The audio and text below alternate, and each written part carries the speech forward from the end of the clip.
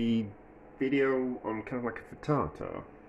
So I've got leftovers, and I was thinking about something the day we went to Morocco years ago on holiday, and I had a potato omelette, and what I imagined it was what it was, and what it was going to be, and what it actually was when it turned up was something completely different. And what they'd basically done is they'd used chips as the potato, so they fried the chips, and then they put them in the pan and made the omelette with the chips instead of like I assumed it'd be like just like chunks of potato. It was very nice though.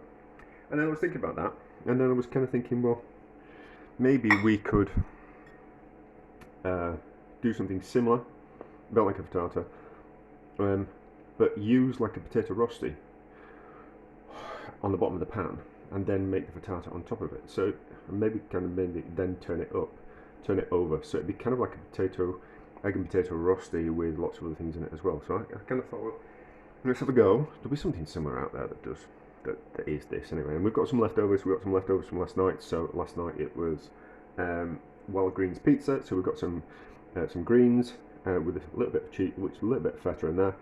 And then I've got a bag of peas as well out the freezer that needs using up. And then we've got some potatoes. We've got a couple of onions, and we've got some ham left over from work on Friday. So I'm going to grate the potatoes. Get some stuff out of the way. We're going to grate the potatoes. I'm going to leave the skin on because I can't be able to peel them. We'll just whip off any. That looks a bit dodgy. Potatoes, some things in, so that looks a bit dodgy. Anything else? That looks a bit dodgy. That's a bit green, so we won't. A bit green there, so we won't use that. But that looks a bit dodgy. The rest of it looks fine. That's got a cut in it. I don't want to use that. That's the only thing when you're not going to peel something. You just need to have a look at blemishes. And then I'm going to have to squeeze the excess liquid out of the potatoes after we grate them. Am I going to use 3 potatoes? Probably not. I don't know why I chopped into them. So we'll use, I think, 2. And I've got the grater. So it's just a normal box grater with that attachment on. So we'll just grate the potato, and then we'll season the potato. We'll see how much we've got first. And then we'll put salt on the potatoes, and then we'll squeeze the excess moisture out of them. And then they fry a lot easier. Because otherwise the moisture's going to come out and they're going to stew rather than fry.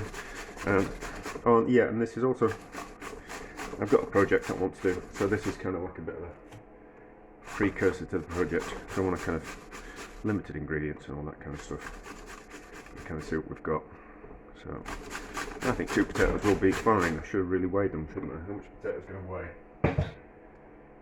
Approximately. Just give me about 400 grams worth of potatoes. I think. Yeah, about 4 or 500 grams of potatoes. Yeah, that's going to be plenty of potato in this, I think. And then I'm using some homemade lard for the frying part of it. And then we'll weigh everything else as well. What do I reckon? There's about 150 grams worth of peas. And there's that bit of ham. Oh wait, we'll start this and we'll start weighing things and we'll get an idea. And then I can write the proper recipe down in the description. Because, as always, I am super prepared. Much more fun, just get on with things. So, free running salt. This is just going to draw out the excess moisture. Start the process of drawing out the moisture. And then it'll squeeze a lot easier. So, well, that's just starting to work. And weigh what everything else weighs. So, we have got salt and pepper, obviously. So, there is. How much green have we got? And about 100 grams worth of cooked greens with that little bit of cheese in. And then we've got about 180 grams worth of peas. And how much ham have we got? I'm not going to use all that ham.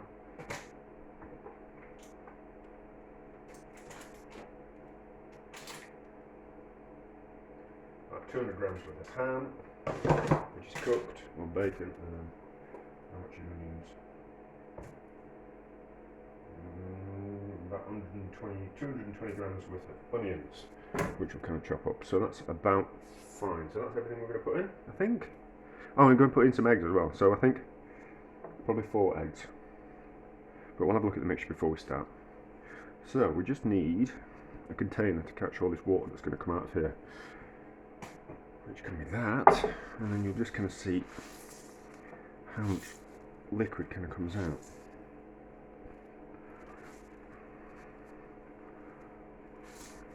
Which is obviously not that much. Right, there we go.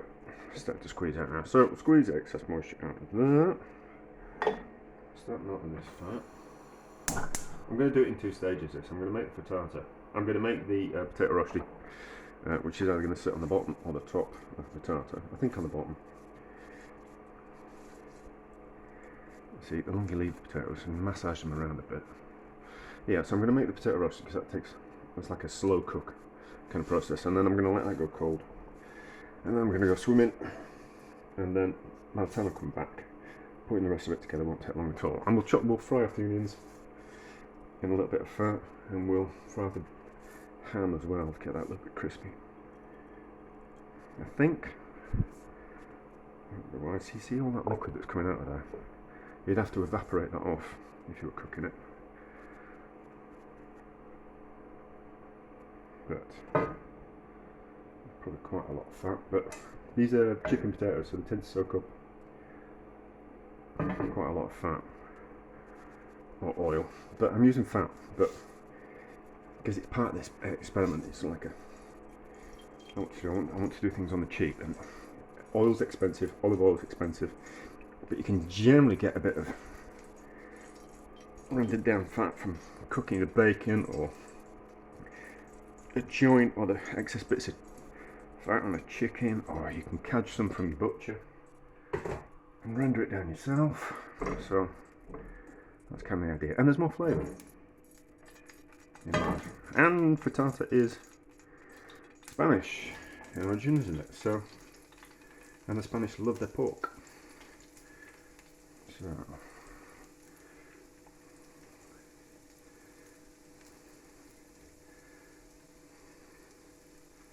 that kind of like that. So we'll fry that off. I think we'll fry it on both sides so it's nice and crispy. So it'll be like a potato cake. So get it nice and crispy on one side. It'll stick together, and we'll flip it over and we'll cook it on the other side. And yeah, that's it. You don't need to see any more of that. You just need to see it when it's crispy to get an idea of what it's like. But that's it. So there's more stuff to do, but you don't need to see that. You don't need to see me chopping onions and frying onions, because that's pretty straightforward. And then it'll just be a case of putting everything together. But anyway, yes. So that's what we're going to do. Yes. On the fly, I've decided what I'm going to do. So I've been thinking, and probably cooking things beforehand and then letting them cool down was probably not the best thing to do, because we're cooking eggs, and probably the heat of the pan and the ingredients kind of helped cook the eggs. So I've heated up the rosti, so it's crispy on the other side. I've done both sides. It's better on the other side, so that's going to be the serving side. So its serving side is down. The bit that's going to be covered up by the eggs and the filling is up. So it's going to, I think we're going to turn it out. I think so. So I've heated up the filling in the microwave just to kind of get some heat to it, like that. And then I've got 4 eggs that I whipped up and I've seasoned. So I think we're going to need more eggs than that. So let's put that in. Yeah, we need more eggs than that. We need more eggs than that. So let's go for 6 eggs.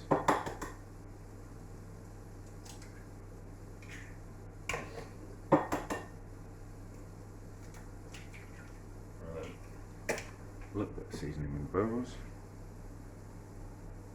It's going to be quite a sparse egg frittata, and the eggs are basically just going to hold all the ingredients together. And I think what will happen is the eggs will leach down into the bottom of the pan.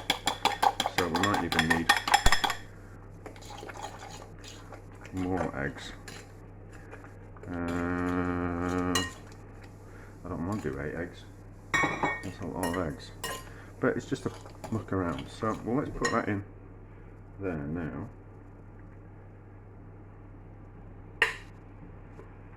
And I was also thinking that what I probably should have done, that's probably too much filling, what I probably should have done, well, it should be okay, is move the rosti up the side of the pan, so it's more like, push it up there on the sides of the pan as well, so it's a little bit more, a little bit better. So, I've got the oven on, well, I've got the grill on in the oven, so we'll start it cooking there and get it going, and then we'll finish it off underneath the grill, and then we'll kind of see what happens. But I've created loads of washing up as usual. Let's see how we go. So, there's that. Don't want that. I need a bigger kitchen.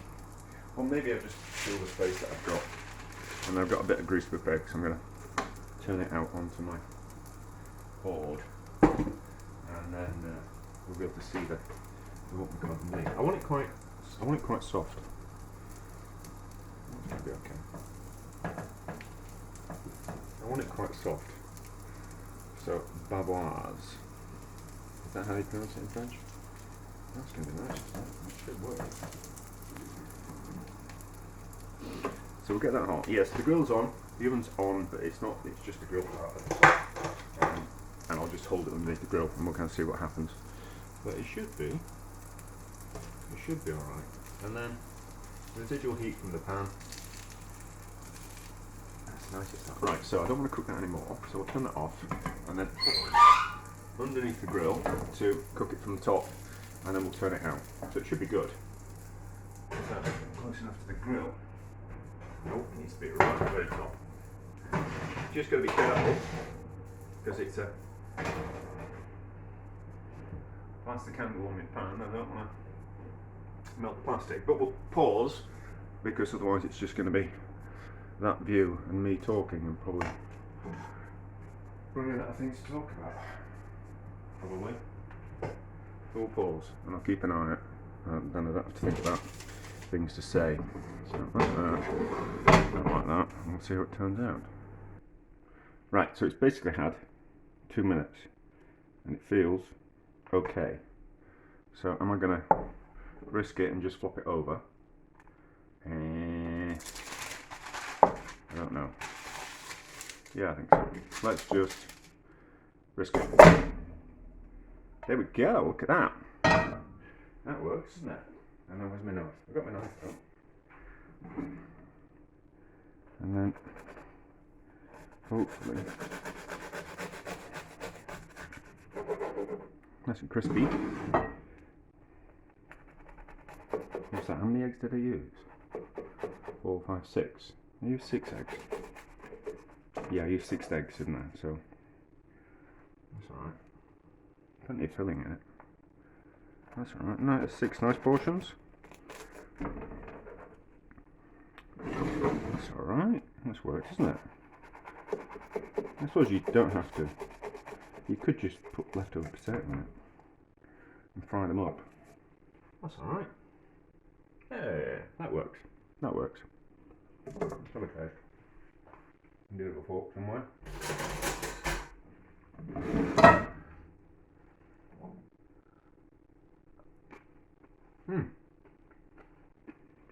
The eggs are just cooked. Delicious. That works. That works. Fill it full of anything you want. I think the idea of the potato is really good. Someone must have done that before. But anyway, it works. It's kind of for a bit of a future project. But it's one of those, what have you got? You've got some leftovers. You know what? You've got some leftovers and you've got some eggs and you've got some potatoes. You know what to do with them.